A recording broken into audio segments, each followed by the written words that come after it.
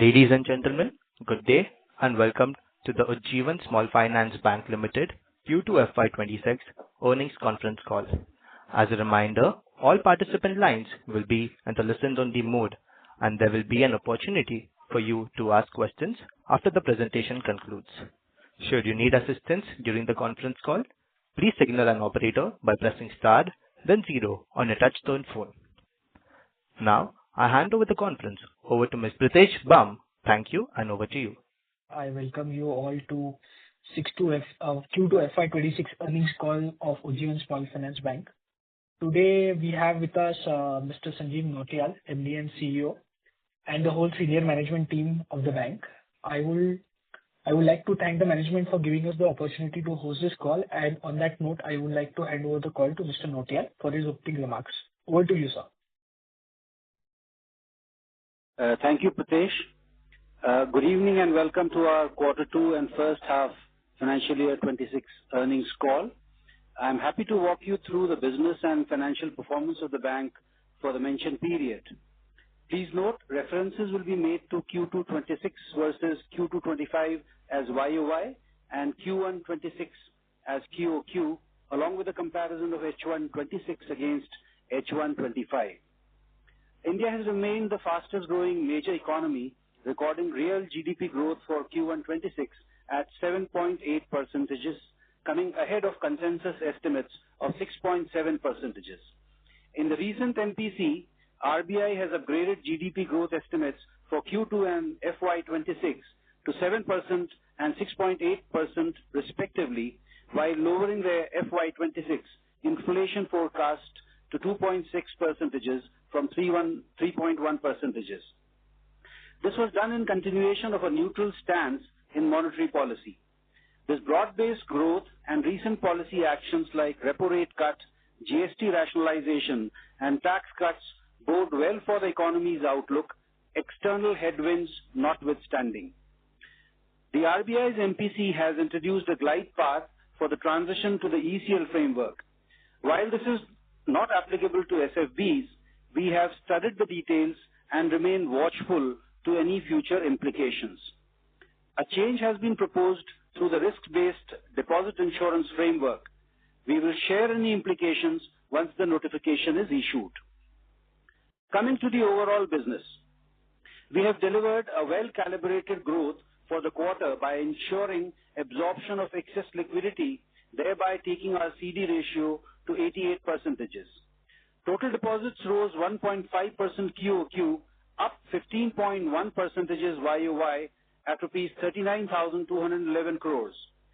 CASA grew 14.9% QOQ and 22.1% YOY to rupees 10,783 crores, crossing 10,000 crore for the first time, while retail TD plus CASA deposits remained around 71% of our total deposits.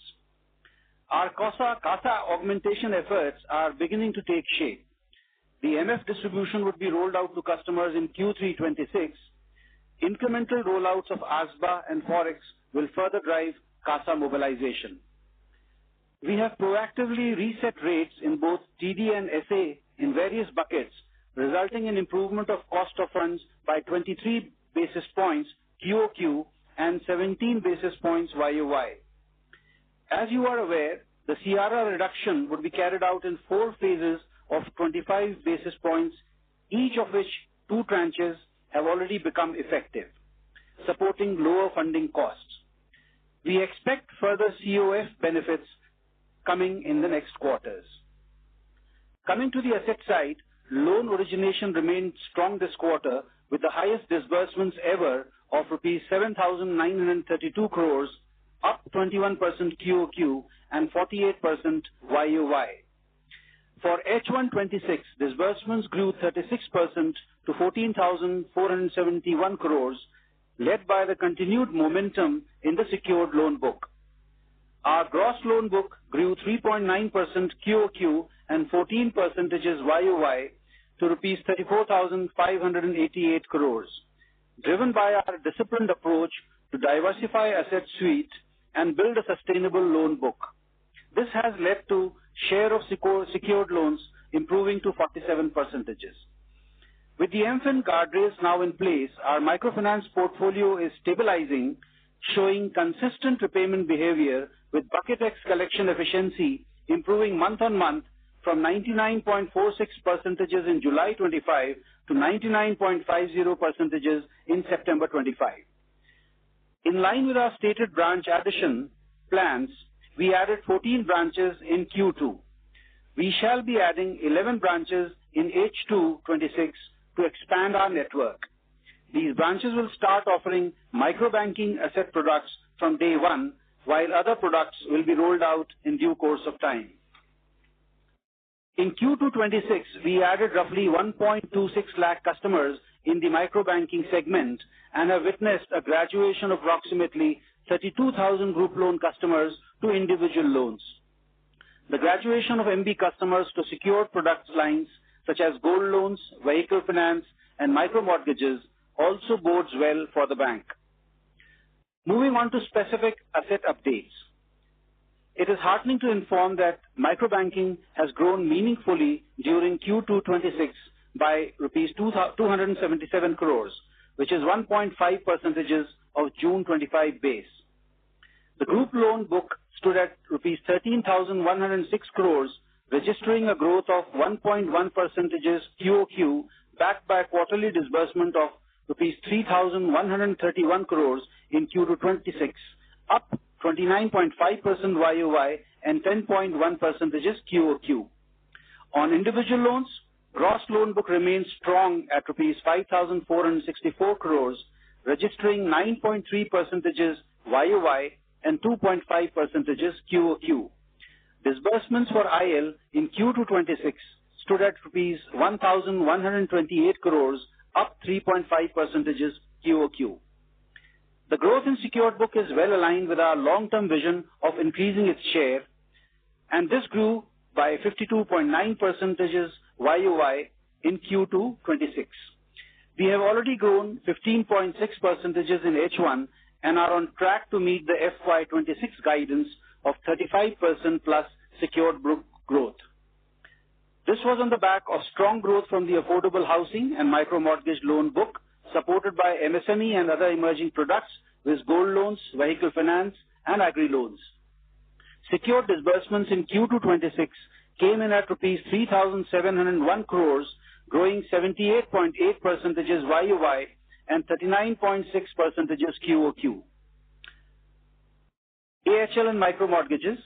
Our housing book remains well balanced between salaried and self-employed customers and has around 94% of loans availed for self-occupied homes. Affordable housing loans delivered strong growth with a gross loan book of rupees 7,656 crores, up 42% YOY and 8.3% QOQ. Micro mortgages continued upward trajectory with gross loan book coming in at rupees 1,094 crores, up 180% YOY and 23% QOQ. Our GNPA on the housing book has been steady around 1.1% for last 4 quarters, reflecting stability in the loan book. MSME. During the year, the SME business scaled up meaningfully with the loan book touching rupees 2,559 crores, a growth of 69% YOY and 14% QOQ. Working capital and supply chain finance now comprise over 23% of the loan book, thus reflecting diversification and deeper customer engagement. Gold loans. Our gold loan business improved its monthly disbursement run rate to rupees 72 crores in the quarter. Our gold loan offerings have expanded to 326 branches to be further scaled up to 400 branches in financial year 26. The gross loan book stood at rupees 412 crores, growing 6x over Q2 25 and registering a robust sequential growth of 41% QOQ. Agri loans are now available across 298 branches aimed at supporting individual borrowers, farmers. The gross loan book has scaled up to rupees 510 crores in Q2 26, growing 4x YOY and strong sequential 27%. Vehicle loans are now available in 262 branches with focus on funding new two-wheelers. In Q2 26, gross loan book grew to 656 crores, up 150% YOY and 17% QOQ. Disbursements stayed healthy at rupees 165 crore with a robust growth of 117% YOY. We expect strong demand for two-wheeler loans in Q3 26 on the back of festivals across geographies. On asset quality, the slippages have started to reduce and came in at rupees 278 crores after staying at approximate levels of rupees 350 crore for each of the previous 3 quarters. I am delighted to share that our SMA book as of September 25 is below 2%, reflecting the lowest level since Q1 25. This drop is driven by improvement in the MB segment. As anticipated, credit cost for the quarter came in at rupees 235 crores. We anticipate a meaningful decline in credit cost in the second half. Bank undertook rupees 31 crores of accelerated provision in Q2 26 and maintained PCR at 73%. Additionally, rupees 21 crore of floating provision is available as part of other provisions. The lower ticket secured segment is being closely watched and due prudence is being exercised to have a tight control over quality. As of now, we do not see any aberrations in these segments. Secured vertical slippage stayed nearly constant at around rupees 50 crore for 6 consecutive quarters. On our financial performance, net interest income stood at rupees 922 crores, expanding by rupees 65.7 crores QOQ. Other income got boost due to higher disbursements and increased insurance penetration. While we reported a steady rupees 256 crores other income for the quarter, the share of processing fee and insurance products was 53% compared to 40% in Q1 26. This segment will continue to improve and contribute to total income. Net interest margin in Q2 26 came in higher at 7.9% versus 7.7% in Q1 26, supported by utilization of liquidity buffers. Loan book yields were at 17.5% versus 17.6 in Q1 26, with an increased share of the secured mix. We expect NIM to stabilize around these levels for the financial year 26. Cost to income remained stable sequentially at 66.4%. PAT for the quarter stood at 122 crore with ROA at 1% and ROE at 7.7%, reflecting gradual improvement. Capital position remains strong with CRAR at 21.4% and is aligned with our planned book growth. In the end, I would like to add that bank continues to critically evaluate and improve its OPEX and finance cost controls while looking to expand productivity, efficiency to support the future growth. Before I conclude, I would like to introduce Mr. Deepak Agarwal, who has joined as our Head of Strategy and Transformation. He has in the past driven strategy formulation, large-scale transformations, and business outcomes in various organizations. He last held the position of Head of Retail Business Strategy at Axis Bank and previously worked with Mastercard, Deloitte, and KPMG. Thank you, and I hand over back to Mark for the Q&A session. Thank you very much. We will now begin the question and answer session. Anyone who wishes to ask a question may press star and 1 on their touchtone telephone. If you wish to remove yourself from the question queue, you may press star and 2. Participants are requested to use handsets while asking a question. Ladies and gentlemen, we will wait for a moment while the question queue assembles. Ladies and gentlemen, we request you to limit your questions to 2 questions per participant. In case of follow-up, please rejoin the queue.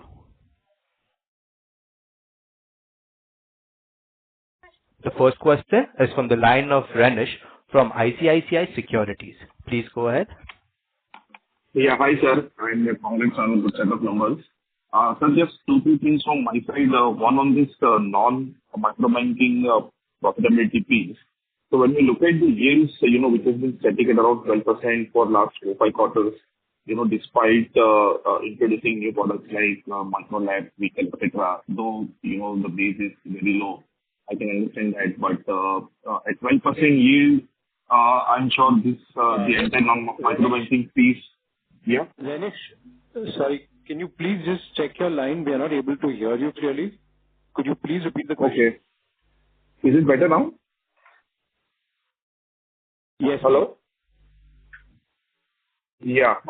So my first question is on this non-micro banking profitability piece, right? So when we look at the non-micro banking yields, which are at flat 12% for last 4-5 quarters, and at this yield, I'm sure non-micro banking vertical would be not even breakeven. So what is the strategy here, in non-micro banking piece? I can understand that we have introduced many new products like micro lab, vehicle, etc., which is yielding 19-20%. But broadly, when do you see this entire non-micro banking piece start contributing to at least PPOP level?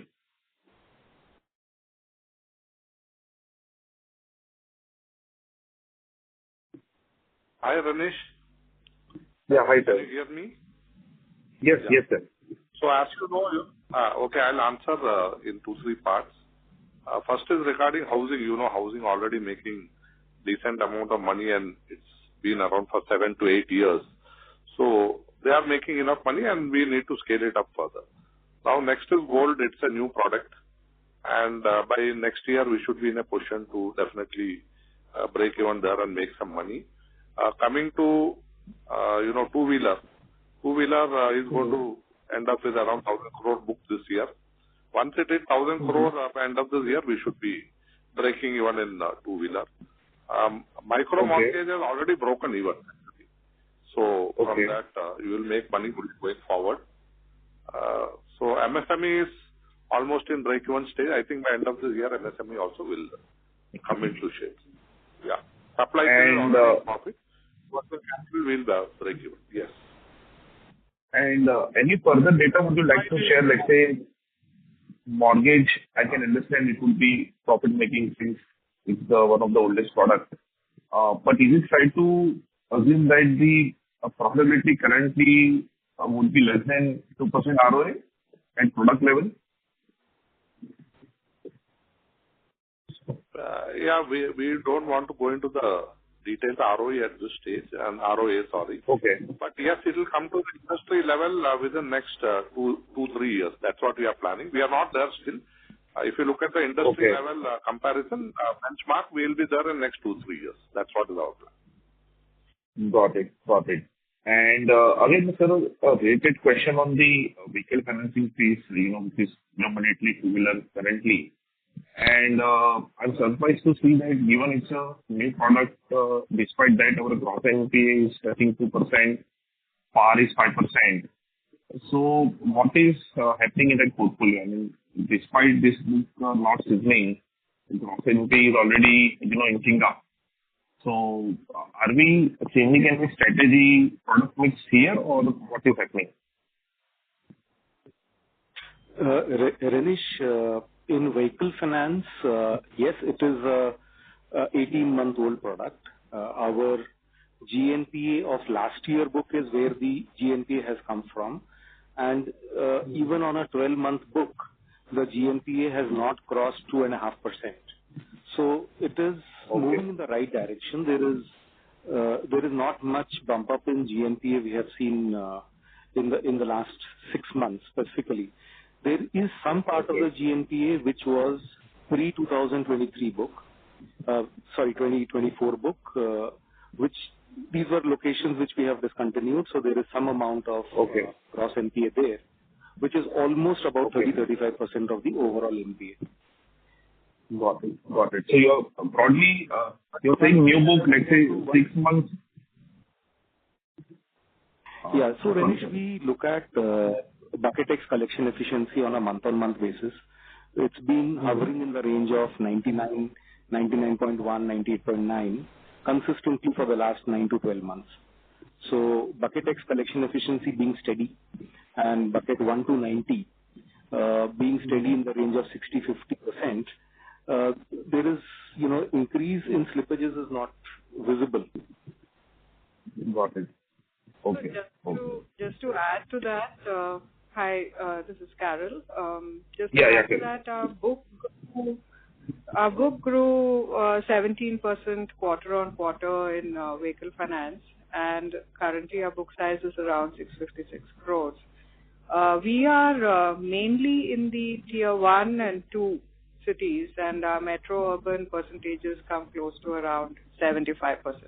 So our book is holding up at the moment. Okay. Got it. No, this is very helpful.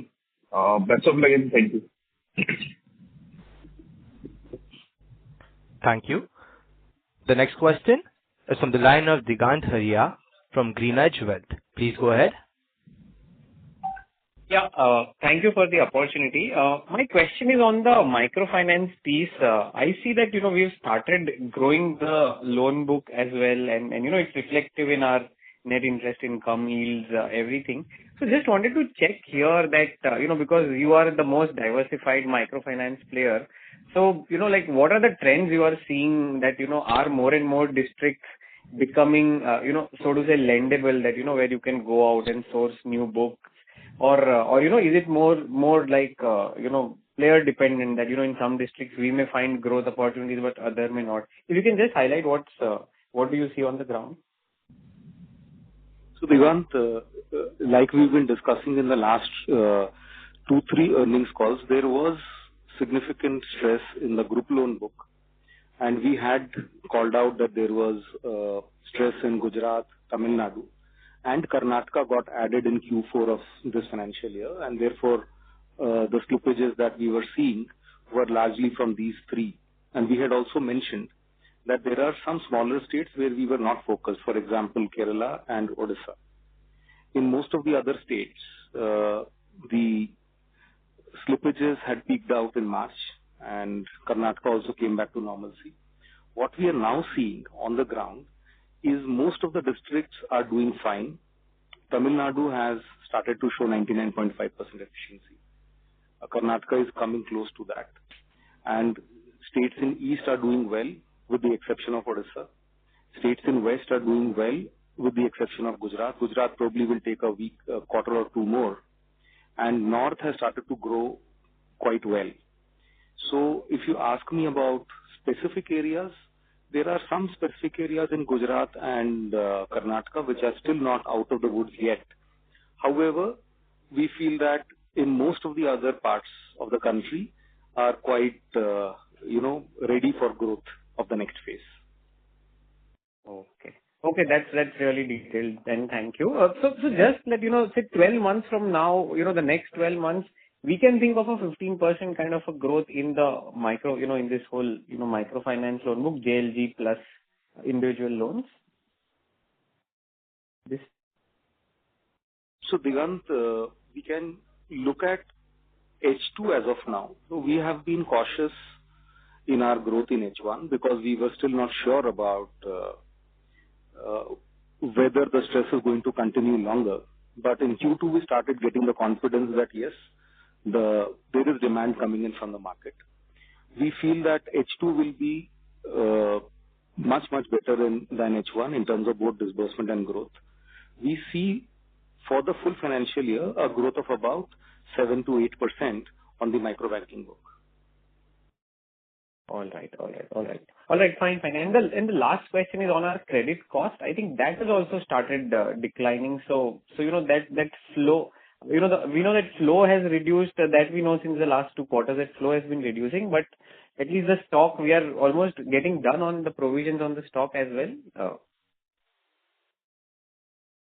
In terms of provisions, we had also said that look, Q1 and Q2 are going to be elevated because there was a NPA addition happening in Q4 and Q1. And over a period of time, the provisions would start to taper off. And you will start seeing this trend in Q3 and Q4 because provisions for most of the book has been done. There is a tail left which will get covered in Q3 and Q4. Okay. All right, sir. Thank you so much. I wish you all the best and kudos to your team for, being almost the first one to recover from this whole last 1.5 year of stress. Congratulations. Thank you. Thank you, Devang. Thank you. The next question is from the line of Suraj Das from Sundaram Mutual Funds. Over to you. Am I audible? Yes, sir. Yes, Suraj.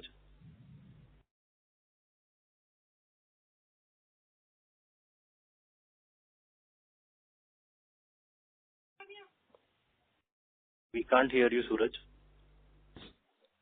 So, requesting you to please unmute your mic. Can you hear me now? Yes, you are audible, sir. Okay, sure. So the question is, sir, on the individual loan book, on the individual MFI loan book, if you look at the PAR numbers, especially in Maharashtra, I think that number is slightly inching up. So is there anything to read into it in terms of how do you look at the number? Well, the group loan is doing well, but I think Maharashtra PAR 0, PAR 30, even PAR 90 on the individual portfolio is inching up for last 4 quarters, 3-4 quarters. Not much to read if you look at it, Suraj. The NPA remains at below 2%, and the PAR is in the range of 4%. Is the PAR looking elevated at this time? Yes, compared to group loans, it is looking slightly elevated. But in individual loans, the collection efficiency as well as the flow to NPA is slightly slower as compared to group loans because a lot of collection happens in SMA 0, 1 and 2. So in terms of slippages, this trend is showing up consistently for 3 or 4 quarters. We don't see any incremental stress in Maharashtra in individual loans. Okay. So currently, I think that number is 5.5, which was 3.5 2 quarters back. You think that number will, let us say, normalize in couple of quarters because of this collection thing? In Maharashtra, the overall PAR is 4.2 and the NPA is 1.9. So the SMA book is about 2.3. On the individual portfolio specifically, I was asking Ashish. Yes, this is for the individual portfolio. Overall PAR of 4.2 and GNPA of 1.9. Okay, sure. Yeah, so that is part one. Second question was more on the risk weight side. So if I look at the risk weight number, that has gone up by 9% QOQ versus 4% loan growth. So anything to read? I mean, what is the rationale here? Because your MFI has not grown in that sense. Your overall growth was 4% versus MFI is 2% QOQ. While your MSME and affordable housing has grown higher than the overall growth. But those are, I think, housing and LAP loans, right? So what is the rationale of RWA growing faster than the loan growth? Hi, Suraj, Brijesh here. In this quarter, where the RWA and the risk weight was come down by 141 bps, out of that, 55 bps was mostly contributed from some of the operational aspects like off-balance sheet adjustments, some rating related to our institutional borrowers, which will reflect over the time. So it will get automatically adjusted. So effective RWA utilization was 86 bps, which is commensurate with our loan growth of around 1,300 crores. So we expect the RWA to remain at similar level, looking at the estimated loan growth as well as the profitability. And the PAT accrual, which estimated PAT accrual for the next 2 quarters. Sure. Understood. Yeah, I think those are my 2 questions. Thanks. Thank you. The next question is from the line of Rajiv Mehta from Yes Securities. Please go ahead. Yeah, hi. Congratulations on good numbers. My first question is on the collection efficiency in September at the bank level has seen a good uptick on a month-on-month basis. And I believe there is no seasonality at play because last year there was no such uptake in September versus August.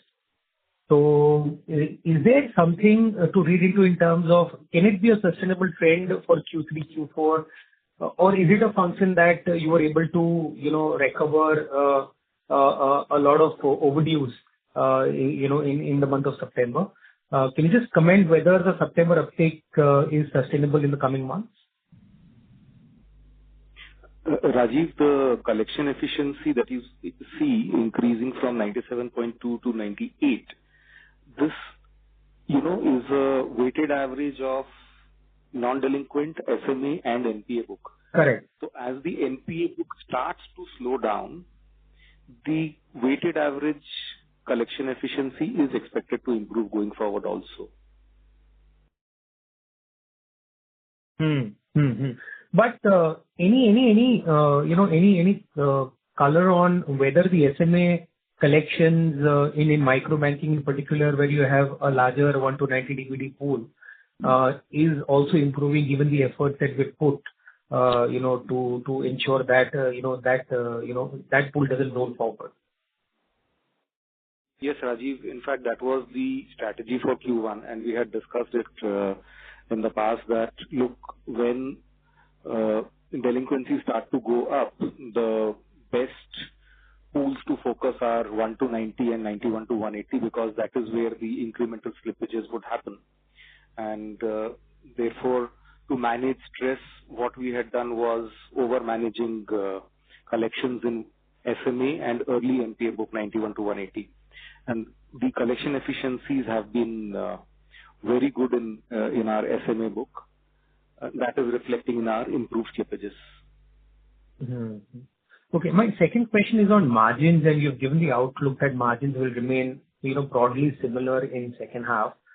So, my question firstly is on each side. When I look at your micro banking yield, it's flat.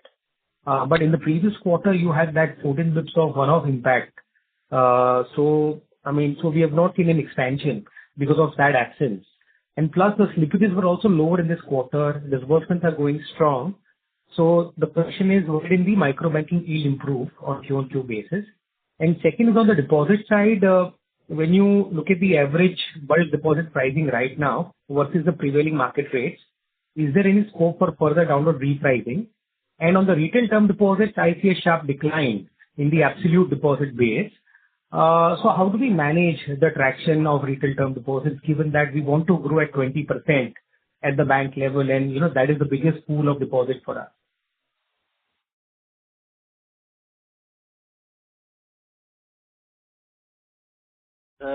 So Rajiv, if you see the NIM has improved by 20 basis points, coming at 7.90 percentages.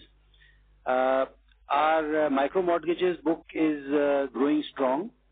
The micro banking has just about beginning to spread its wings, coming back into the growth trajectory. The vehicle finance has been doing well. It is a high yielding book, and the housing side also has, for the last 2 quarters, shown improvement and has maintained the higher yield than it was maintaining in the previous 2 quarters or so. So overall, what we are seeing is that the yield on our portfolio is actually maintaining itself. Of course, the repo cut notwithstanding. And the repo cut is actually applicable to only 17% of our book, which is MSME, which is on repo rate, and the FIG partial book of which is on repo rates. So I think the cost of deposits that the steps that we took from April to August are only now beginning to show their effect. The September quarter saw only the major impact that we did in the month of August. Only a partial effect of that has flown into this quarter. The coming quarter, we are likely to see a better cost of deposits coming into our books, and therefore we feel that the NIMs at around 7.90 thereabouts is very much possible, is very much on the cards for our bank. Hope this addresses your issue. No, sir, clear about that. I had specific, question on why the micro banking yield did not improve Q-on-Q. Second was, how do we manage the retail term deposit traction? Would we need to, start to not cut, pricing aggressively here because the absolute deposits have fallen pretty sharply, and we are also aspiring for, much higher levels of growth, so we'll require those deposits to flow in for us. So in that context, growth versus margins, that's the whole, paradox. Okay. So on the term deposit side, as we explained in the last call, we had a gush of liquidity sitting on our books, and in this quarter we flushed out the liquidity, because of which the CASA was focused upon, and therefore the kind of growth that we had and the room that we had over the CD ratio, because we were at 85 or 86% in the previous quarter, we had enough room to grow our loans on the existing set of deposits. So it was a pure play on not taking high cost deposits and managing with the existing liquidity that we had, and also simultaneously flushing out the excess liquidity that was sitting inside.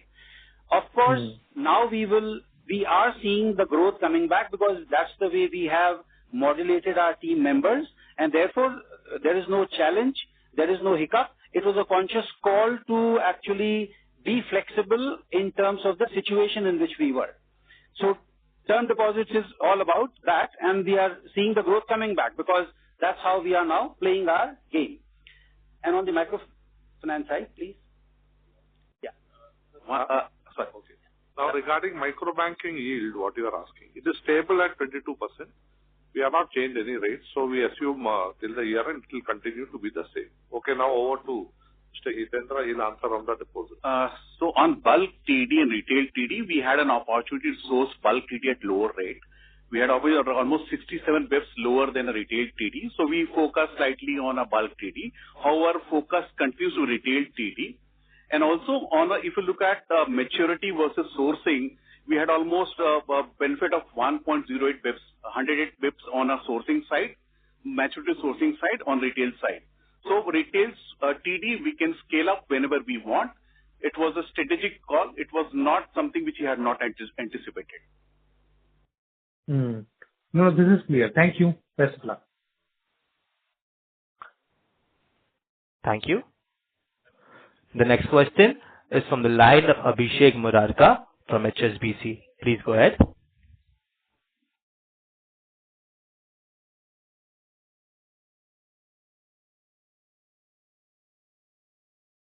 Sir Abhishek, please put your line on unmute.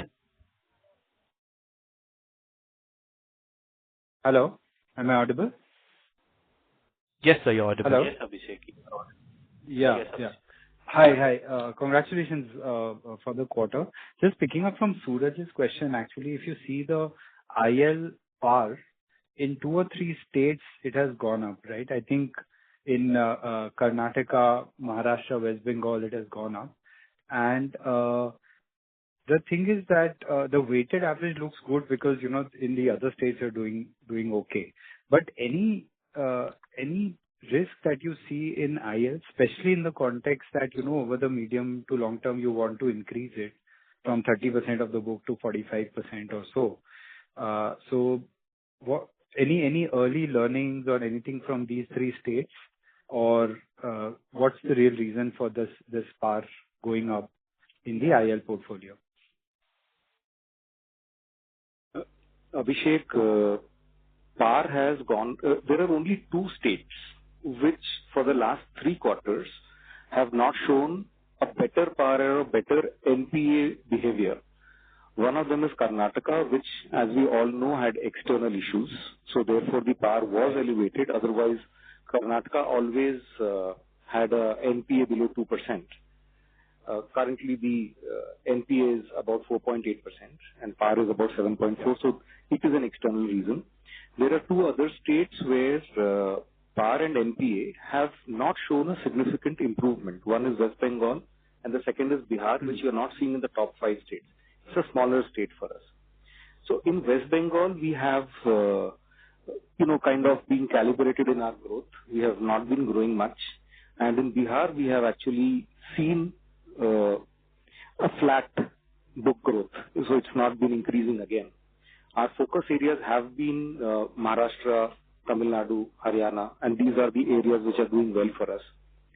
Nothing in terms of the product construct or the underwriting or the income levels of the people.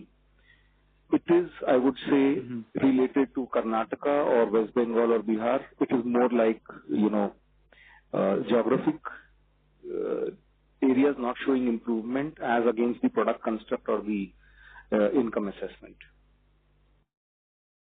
Okay, so you're not feeling compelled to modify any of these, any features of the product or underwriting based on what you found in Bengal or Bihar, or even Maharashtra. Your numbers from 1Q versus this is actually deteriorated a little bit. The PAR 30 and the PAR 90. Yeah, some little bit of improvement, deterioration, we can keep seeing over a quarter on quarter, but not much to read in terms of the asset quality per se. There are only two areas which, as I said, West Bengal and Bihar, where we are not seeing any growth as well. It is a flat book growth. Okay, fine. And in terms of your overall credit cost, your full year guidance of 2.3, 2.4 remains. But your first half, even if I remove the, the accelerated provision, it's around 270 bips. So second half should be around 210 bips or lower. Is that something you are envisaging? And where is that improvement? So GL, of course, but are all the write-offs pretty much over in GL? Can you give some sense on how you expect to achieve this 2.4? So as we said, we are not changing our guidance on credit cost. It will be in the range of 2.4. And H2 is going to be better than H1. That's again something that we had told in the last call as well, because the bucket provisions were seen in the first half as compared to the second half. In terms of write-offs, H2 write-offs are going to be significantly lower.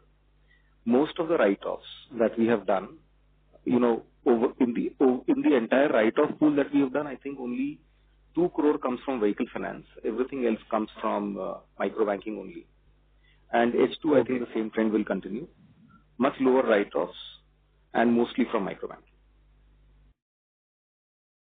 Okay. How much of the PAR 90 pool do you expect to write off now in MFI?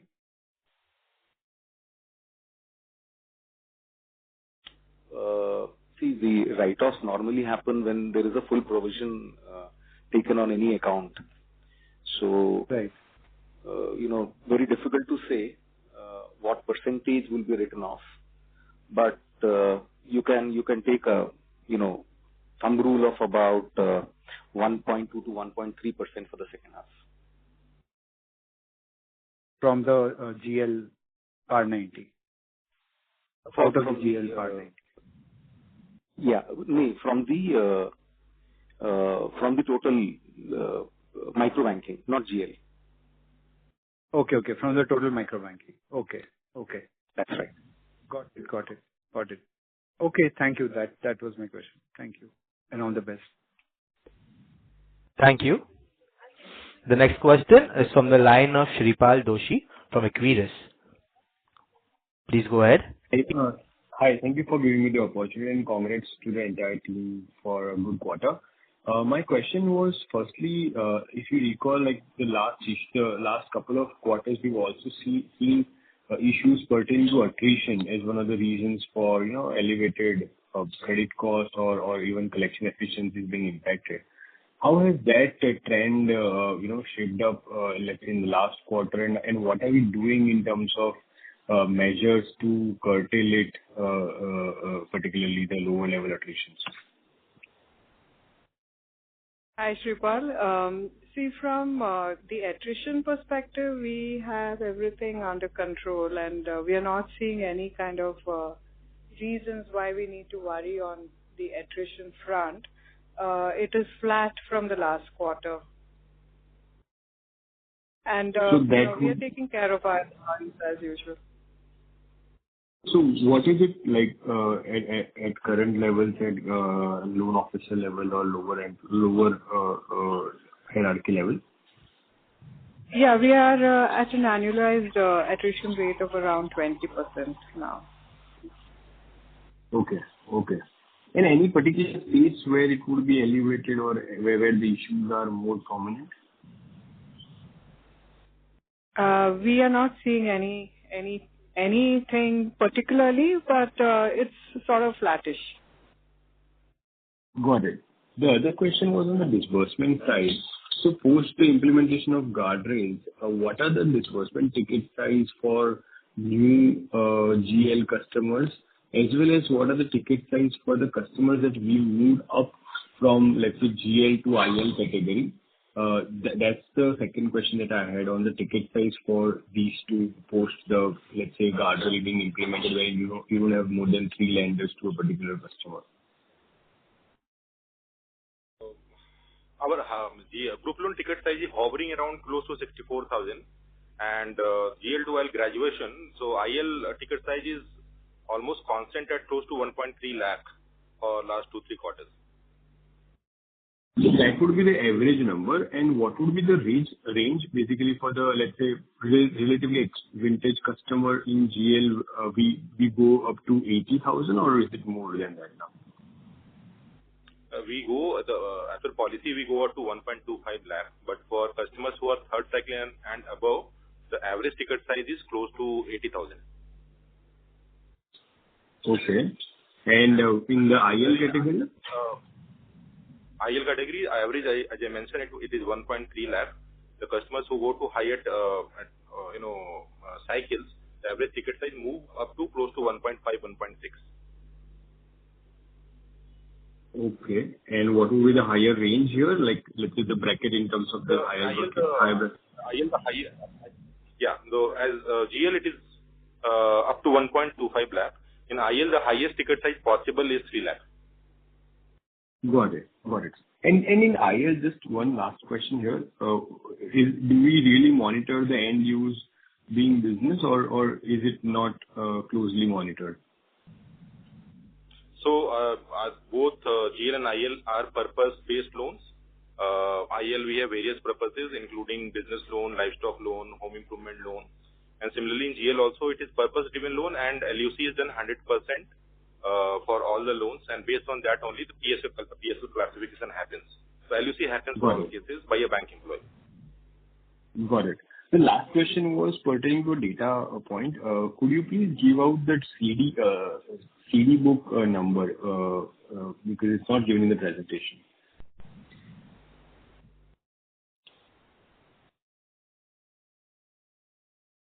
Asking about TD book, you're saying? CD, certificate of deposit. CD. It is 411 crores. All right. Thank you. Thank you so much. And good luck for the next quarter. Thank you. Thank you. The next question is from the line of Shailesh Kanani from Centrum Broking. Please go ahead. Yeah, good evening, and thanks for the opportunity. So I just wanted to understand, in terms of book mix, this year, maybe we'll end up somewhere between 50-50 in terms of micro banking and non-micro banking, given the growth. What would be a comfortable range in medium to long term, and how should we see that for FY2027-28? Shailesh, as part of our 5-year strategy, we have contemplated that our secured book would be in the region of 65 to 70%, and the remaining would be the unsecured part. So as we go along each year, the proportion of the secured book will continue to grow faster than the unsecured part. Okay. This is okay? Yeah, that's fine. And second question was with respect to our return of pool. what would be that amount? And also in terms of recovery from that bad debts, if you can give some color, how can we expect that, because that pool is on the higher side? So the pool that we have, there are two pools here. One is the written-off pool, which we have written off post-COVID, and there is a sale of assets that we had done. Put together, this is about 750 odd crores, and we expect anything between 15 to 20% recovery from this pool during this financial year. So 150 odd crores, you are saying 15 to 20% out of that? That's right. So my third question was with respect to our second half performance. Sorry to interrupt. Yeah. Due to time constraint, I request you to please rejoin the queue. Sure. Thank you.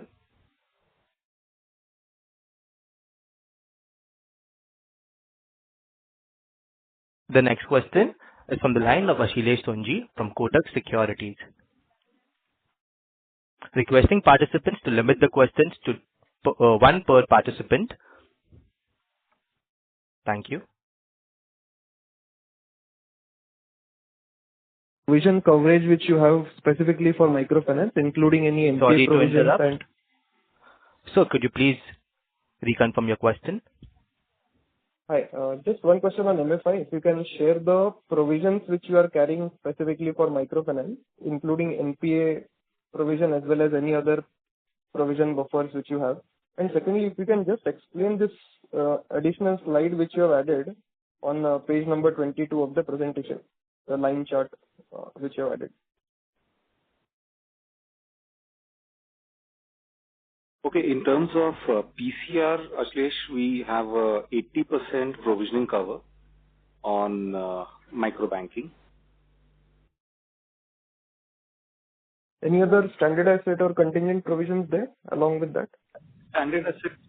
So standard asset is about 0.5% that we keep on all the standard assets.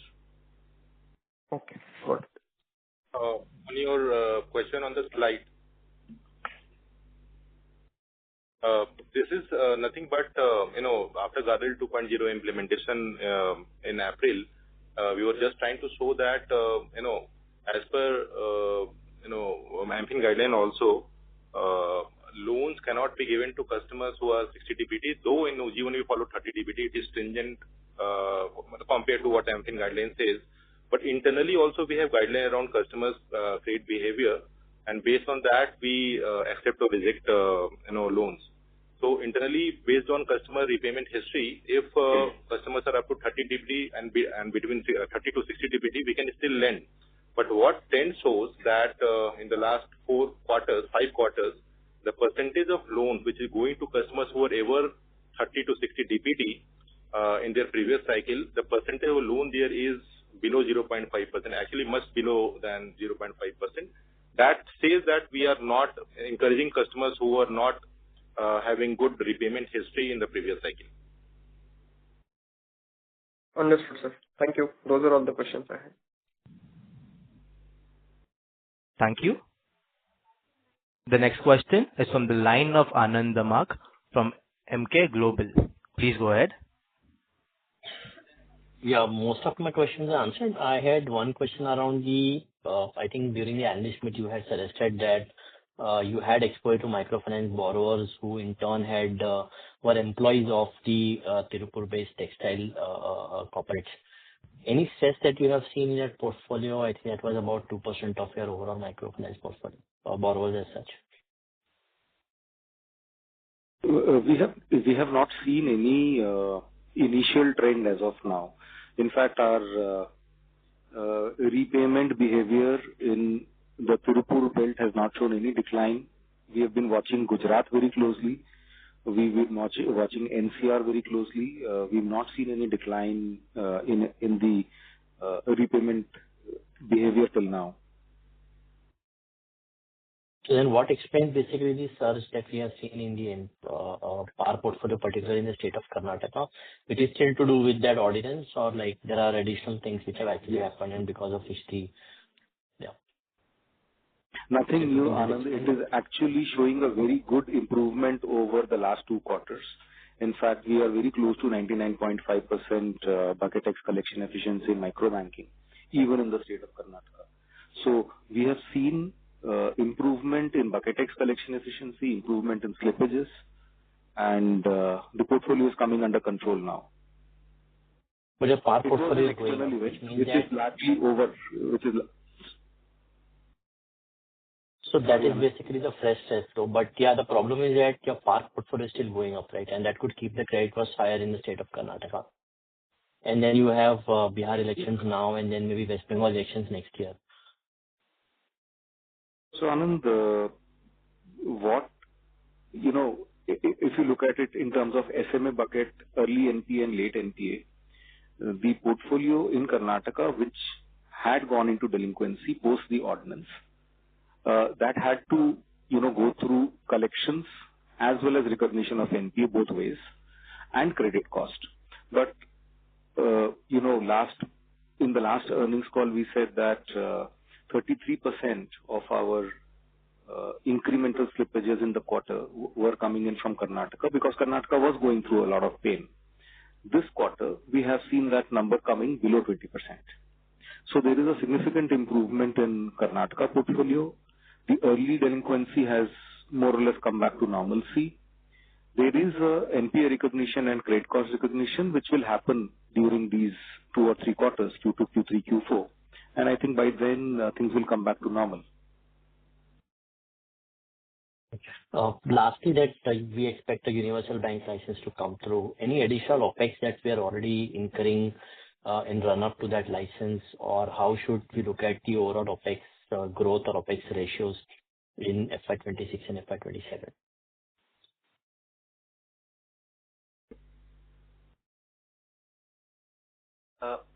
Anand, our application is with the Reserve Bank of India, and they are evaluating and assessing our application, its contents. So the matter rests there. As we said earlier, we will await the decision of the RBI. And as far as expenses or additional expenditure that we will need to do, I think nothing changes immediately as we become a universal bank. Of course, there will be some matters which will gain immediate attention. That will be about signages, our email addresses, our, all those kinds of letterheads.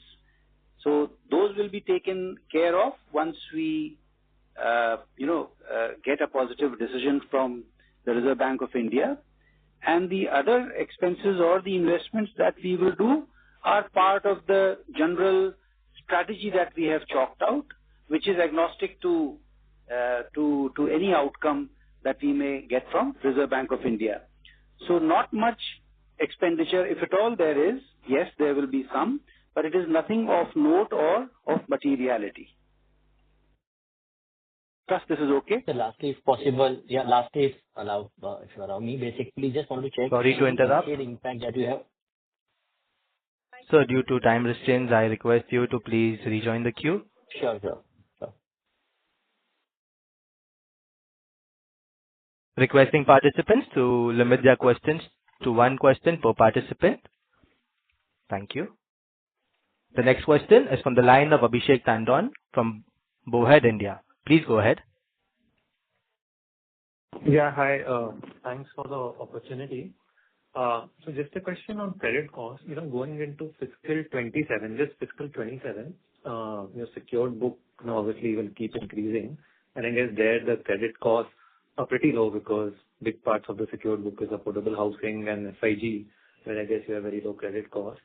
And microfinance would also be on a strong footing in fiscal 27. So is the assumption of, say, a credit cost of 1% in fiscal 27 a very aggressive assumption, would you say?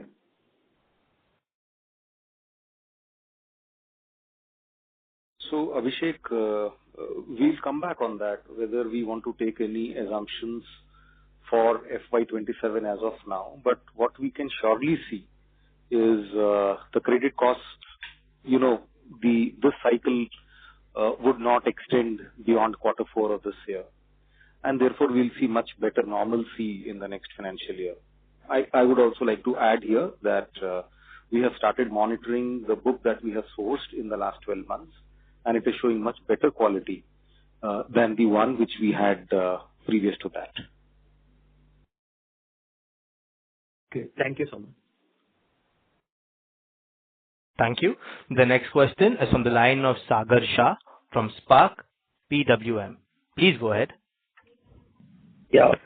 First of all, thank you for the opportunity and good evening and congratulations to the management for showing such a resilient set of numbers actually in such an environment. So my one question, sir, would be in terms of IL loans, individual loans.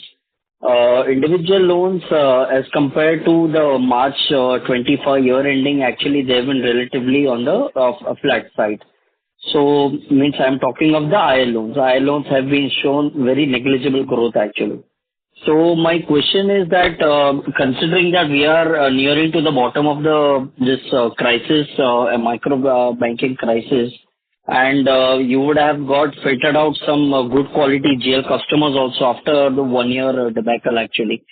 So is it safe to assume in the next 6 months, in the next 2 quarters, our IL growth actually will grow better actually than the obviously the GL growth due to the better filterment of the GL customers, and will we get such good quality customers, and what are you seeing on ground actually?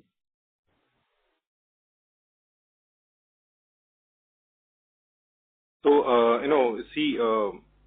IL definitely, IL has been our growth engine in microfinance in the last 3-4 years, and we want to grow this business. IL is mostly, for us, it is GL to IL graduation, though we focus a little bit on open market acquisition as well. When we started this year, at that point of time, the industry was still going through a crisis, and further fueled by Karnataka issue as well.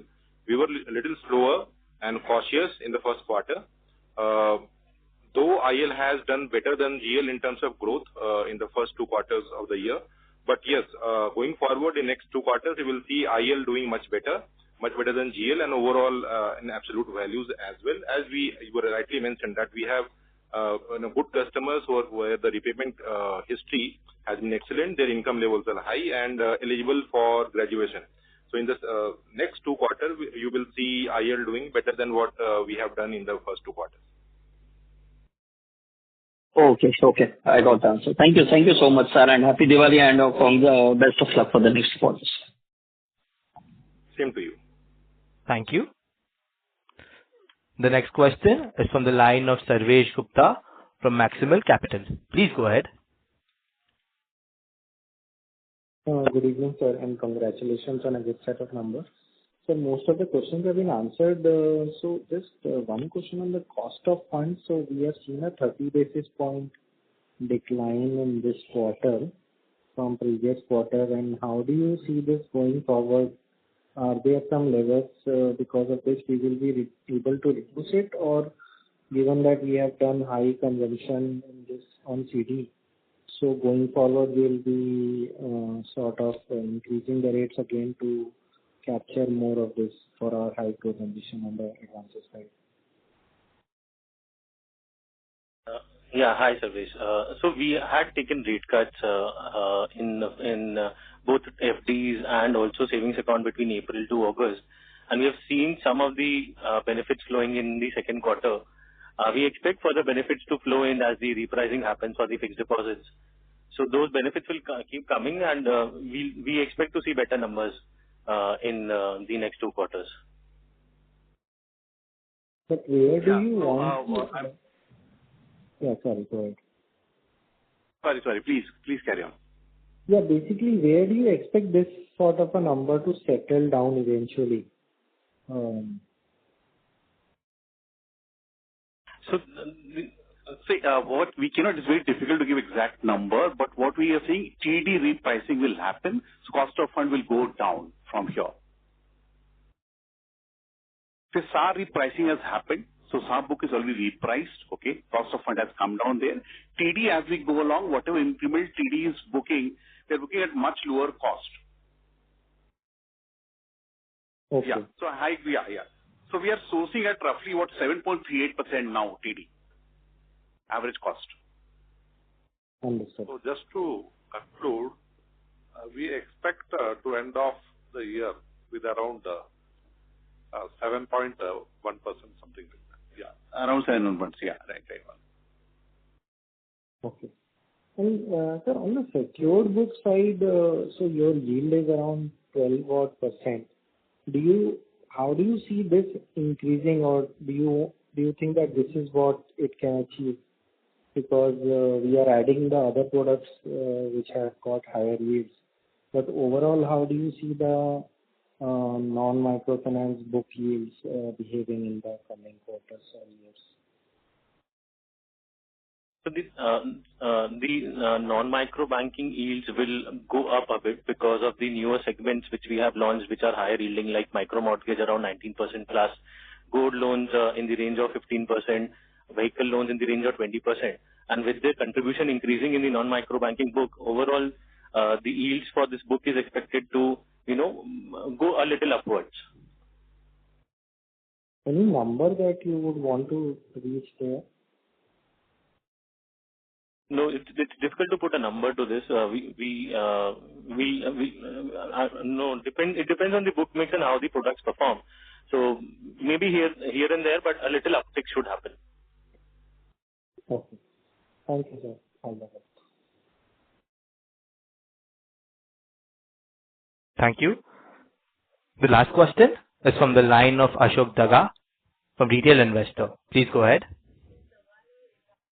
Hello, I'm audible?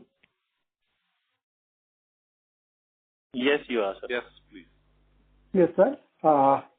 So my question is that this last 4 quarters, what I am seeing, you from your financing, that is your main business, you are incurring a loss continuously.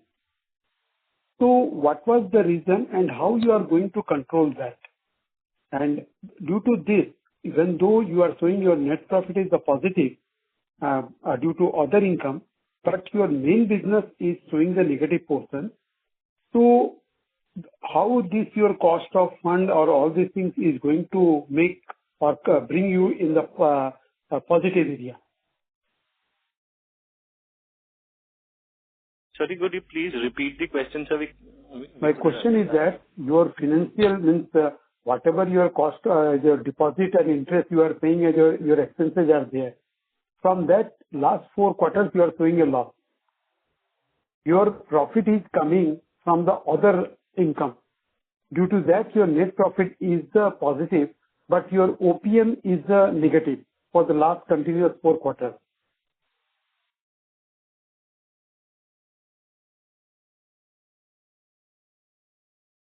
My question is clear or I require more elaboration? No, so we are not able to understand the question, sir. We'll connect off with you offline and maybe take this question, sir. What I just want to highlight to you is that our pre-provision operating profits have been coming across, and they have started to grow sequentially as of now. Okay, so we'll take it offline as well. Yeah. Okay, thank you. Thank you. Ladies and gentlemen, that was the last question for the day. I now hand over the conference over to the MD for the closing comments. I once again thank all the participants for their time and interest.